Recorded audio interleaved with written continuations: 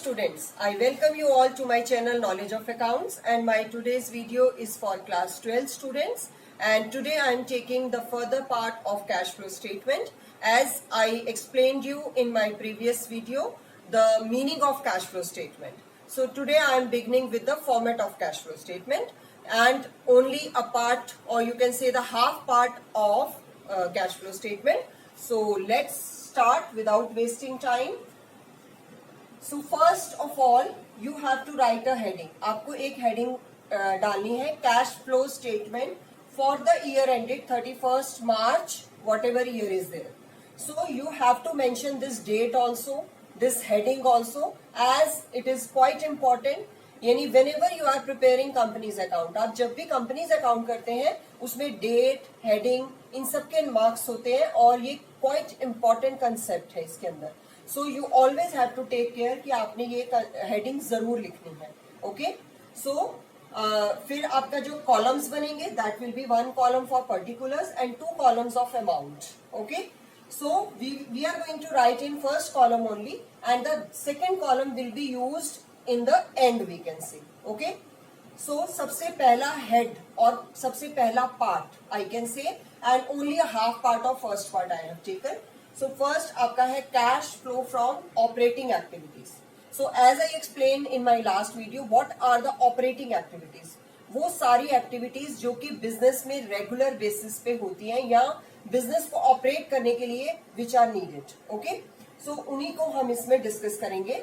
As you all are aware कि profit and loss से आपको net profit मिलता है.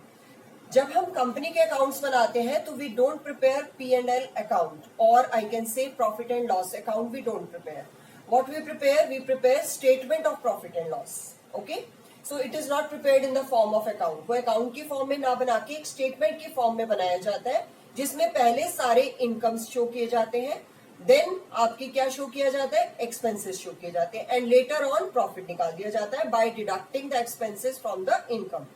Okay, so soon I will be making a video on that comparative and common size. In that I am going to tell you the format of statement of profit and loss also. Okay? अब यहाँ पर हम लोग ले रहे हैं which profit? The profit before tax. What is written here? Net profit before tax. इसको NPBT भी बोला जाता है. Okay? अब इसको हम कैसे कैलकुलेट करते हैं? That is to be shown in working. Okay? Working note में इसको शो करना है. So it is a rule. You can't show it here. हम इसको यहाँ शो नहीं करेंगे. Where we will show it? We will show it in the working note only. Okay? So you will only get marks if you will show it in the working note. तो आपने क्या करना है? Working note में इसका amount निकालना है, and after that you have to transfer the amount here in this column. Okay? So let us first start with this only. Net profit before tax. You know the meaning of net profit which we get from profit and loss account. Okay? But हम यहाँ पे company की बात कर रहे हैं which we will get from statement of profit and loss. Okay? So net profit, जो आपके पास net profit निकालने के लिए आपके पास क्या दिया रहता है, उसमें वो जो profit होता है that is after deducting the tax amount. Okay? वो tax deduct करने के बाद होता है. So हमें कौन सा वाला चाहिए? Before वाला चाहिए.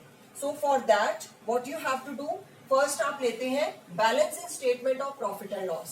अब वो बैलेंस, क्योंकि आपको वहां पर क्या दिया होगा, बैलेंस शीट दी होगी, तो in balance sheet it is taken after deducting the tax. Okay, so balance in statement of profit and loss, closing balance minus opening balance. And now one more important thing, as companies balance sheet जो होती है आपकी, उसके अंदर two columns होते हैं, one for current year, one for previous year. यानी आप उसमें 2 साल का अमाउंट शो करते हैं. पहले वाले कॉलम में आप करंट ईयर का अमाउंट शो करते हैं of all assets and liabilities. Okay, of all assets and liabilities current years balance you show in the first column, and in the second column of amount you show the balances of previous year. यानी company की जो balance sheet बनेगी उसमें 2 साल के amounts को इकट्ठा show किया जाएगा, पहले में करंट का, फिर पिछले साल का. ओके, तो प्रीवियस ईयर और इस साल से आप क्या करते हो, कंपेयर करते हो कि इट इज इंक्रीजिंग और डिक्रीजिंग. ओके, अब इसमें आप क्लोजिंग बैलेंस अगर हमारा ज्यादा है, यानी if closing balance is increasing, so that means more profit is there. यानी अगर पिछले साल 1 लाख रुपया बैलेंस था और इस साल वो 2 लाख हो गया, तो दैट मीन्स 1 लाख बढ़ गया. और अगर इस बार वो 50,000 हो गया तो दैट मीन्स वो डिक्रीज हो गया. ओके ना?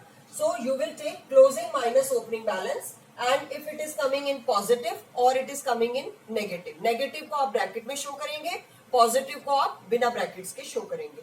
Okay, if closing year balance is more, okay, so you will show it in the here positive amount. If it is less, so you will show it in a negative amount, यानी bracket में show कर देंगे. इसके बाद है आपका add provision for tax of the current year. Current year का जो प्रोविजन फॉर टैक्स है उसमें से आप करंट ईयर वाला बैलेंस को यहाँ पर उसमें एड अप कर देंगे. ओके, यानी आपको कौन कौन से आइटम लेने हैं. First, balance in the statement of P&L by taking previous and current year. Current year ज्यादा है तो आप उसको कहाँ शो कर देंगे, पॉजिटिव में, यानी माइनस करने के बाद. Then provision for tax of the current year. तो उसमें जो करंट ईयर का प्रोविजन फॉर टैक्स आपका कहाँ होता है, in the current liabilities. It is shown as short term provision. Okay, so उसको भी आप करंट ईयर वाला बैलेंस आप यहां ले लेंगे. फिर आप लेंगे transfer to general reserve. Company की जो बैलेंस शीट होती है उसमें reserve and surplus is one head. उसके अंदर आपका balance in statement of P&L and general reserve दोनों दिए रहते हैं. तो जनरल रिजर्व का भी आप क्या करोगे, लास्ट और करंट ईयर का बैलेंस को कंपेयर करके you will see whether it is increasing और डिक्रीजिंग. सो वही आप यहाँ पर ट्रांसफर कर दोगे. Okay, if it is there. If it is not there, you will not take it. Then interim dividend or proposed dividend of previous year will be payable. Okay? अगर हमने कोई भी डिविडेंड पे किया है during the year. Dividend क्या होता है, shares का जो प्रॉफिट होता है जो शेयर होल्डर्स को पे करती है कंपनी, उसको हम डिविडेंड बोलते हैं. सो डिविडेंड जो भी पेबल होगा, इंटरिम डिविडेंड अगर साल के अंदर आपको कुछ भी पे किया आपने, that will be added back. Okay, क्योंकि उसने आपके प्रॉफिट को रिड्यूस कर दिया होगा. और हमें यहाँ पर कौन सा प्रॉफिट चाहिए, नेट प्रॉफिट बिफोर टैक्स, यानी before taking all other activities. Okay, so that will be taken here. और अगर कोई रिफंड ऑफ टैक्स दिया होगा वो आप डिडक्ट कर देंगे. क्लियर है. सो अब इसको आपने याद कैसे करना है, आपने इसमें 3 चीजें ऐड करनी है. पहला आप लेंगे जो बैलेंस स्टेटमेंट ऑफ P&L का प्रॉफिट का बैलेंस है वो लेंगे. Add transfer to general reserve, add provision for tax of current year, and add the interim or the dividend payable of last year that you will take, and less refund of tax. तो आपके पास balance आ जाएगा net profit before tax. Okay, अब आपने यहाँ net profit before tax show कर दिया. After that adjustment of non cash and non operating item. इसके बाद ये वाला हेड आएगा, यानी इसको फॉर्मेट को आपने बिल्कुल ऐसे का ऐसे ही फॉलो करना है. You can't change it. Okay, adjustment of non cash and non operating item, यानी कोई भी ऐसे एक्सपेंसेस या इनकम्स जो कि नॉन कैश है या नॉन ऑपरेटिंग है. क्योंकि हम यहाँ कौन सा बना रहे हैं, ऑपरेटिंग एक्टिविटीज का कॉलम बना रहे हैं या उसकी एक्टिविटीज लिख रहे हैं. तो जो भी नॉन ऑपरेटिंग होगा उसको हम उसमें से हटा देंगे. अब इसमें आपने इसको ऐसे का ऐसे फॉर्मेट को याद कर लेना है कि क्या क्या उसमें ऐड होता है. First thing is depreciation of the fixed tangible asset, यानी जो फिक्स्ड टेंजिबल एसेट है उनकी जो डेप्रिसिएशन है, क्योंकि उसने प्रॉफिट को डिडक्ट किया होगा, लेस किया होगा, और वो नॉन कैश आइटम है. सबको मालूम है depreciation we don't pay to anyone. Okay, it is an expense, it reduces the value of asset, but it is a non cash expenditure. So non cash हमने यहां भी लिया non cash, so we will add it back. हम इसको क्या करेंगे, वापस add up कर लेंगे. गुडविल, पेटेंट, एमोटाइज्ड, जो इनटेंजिबल एसेट्स है, अगर उनकी वैल्यू भी आपकी डिक्रीज हो रही है उसको भी आप वापस एड अप कर लेंगे. ओके, इंटरेस्ट ऑन बोरोइंग्स, कोई भी बोरोइंग्स, बोरोइंग्स का मतलब जो लोन कंपनी ने बोरो किए हुए हैं, लॉन्ग टर्म या शॉर्ट टर्म, उनका जो इंटरेस्ट होगा उसको भी हम वापस एड अप करेंगे. ओके, क्योंकि वो प्रॉफिट एंड लॉस में से डिडक्ट हो रखा है, बट हम क्या करेंगे, उसको वापस ऐड करेंगे because it is a financing activity. Okay, interest on bank overdraft and cash credit, bank overdraft के ऊपर कोई इंटरेस्ट है या कैश क्रेडिट के ऊपर, उसको भी हम वापस एड अप कर लेंगे. Writing of discount on issue of shares और शेयर इश्यू एक्सपेंसेस वगैरह कुछ ऐसा दिया हुआ है, उसको भी हम वापस एड अप करेंगे. ये सारे वो एक्सपेंसेस हैं जो कि ऑपरेटिंग नहीं है, they are non operating. That's why we are adding them back in the profit to get exactly operating profit. Okay, so loss on sale of fixed asset, you know the meaning of fixed asset. Fixed assets का sale करा हमने, उस पर loss हो गया, वो भी आपका नॉन ऑपरेटिंग एक्सपेंस है ना, लॉस है. सो उसको भी हमने क्या करा, वापस एड अप कर लिया. Increase in provision for doubtful debt, it is a non cash expenditure. अगर आपका प्रोविजन बढ़ा रहे हैं आप, तो उसने आपके प्रॉफिट को रिड्यूस किया होगा, सो उसको भी आप वापस एड अप कर लेंगे. क्लियर है. यानी इसमें हमने कौन कौन से आइटम लिए जो नॉन कैश है या नॉन ऑपरेटिंग है, okay, but they have affected the profit, उन्होंने प्रॉफिट को कम किया है, हम उसको वापस ऐड करके प्रॉफिट को एड अप करके हम कौन सा प्रॉफिट निकालना चाहते हैं, we want to calculate operating profit, getting it. अब आता है आपका, आप इसमें से डिडक्ट क्या क्या करेंगे, gain on sale of fixed asset, loss को आपने वापस ऐड किया, गेन को आप डिडक्ट कर देंगे क्योंकि उसने प्रॉफिट को बढ़ाया होगा, अब आप वापस माइनस करके उसको रिड्यूस कर देंगे। And same way interest receive, जो भी इंटरेस्ट आप रिसीव कर रहे हो, ओके, अगर आपने किसी को लोन दे रखा है और आपको इंटरेस्ट मिल रहा है, वो इनकम है आपके लिए, income will be deducted, okay. Interest received, rent received, dividend received, ये तीनों आपके, अगर आपको कोई रेंट मिल रहा है या आपको कोई डिविडेंड मिल रहा है किसी भी कंपनी के शेयर्स के ऊपर एंड आपको इंटरेस्ट मिल रहा है, तो ये आपकी इनकम्स को आपने क्या करना है, because they are of non operating nature, that's why we will deduct them from the profit, okay. And decrease in provision for doubtful डेब्ट, it is a non cash item, so इसका जो अगर हमारा डिक्रीज हो रहा है तो उसको हम लेस कर देंगे, ओके।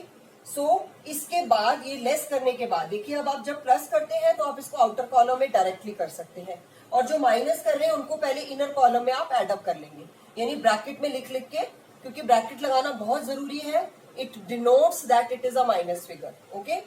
और उसके बाद जो आपका यहाँ पर ऐड आएगा उसको आपने यहाँ पर माइनस करके, और उसके बाद में जो अमाउंट आएगा वो आपका क्या कहलाएगा, operating profit before working capital changes, operating profit before working capital changes, ठीक है। अब ये हमारे पास क्या आ जाएगा, ऑपरेटिंग प्रॉफिट, जो कि बिना वर्किंग कैपिटल चेंजेस के है। तो इसके अगले पार्ट में हम वर्किंग कैपिटल चेंजेस को डिस्कस करेंगे, ओके।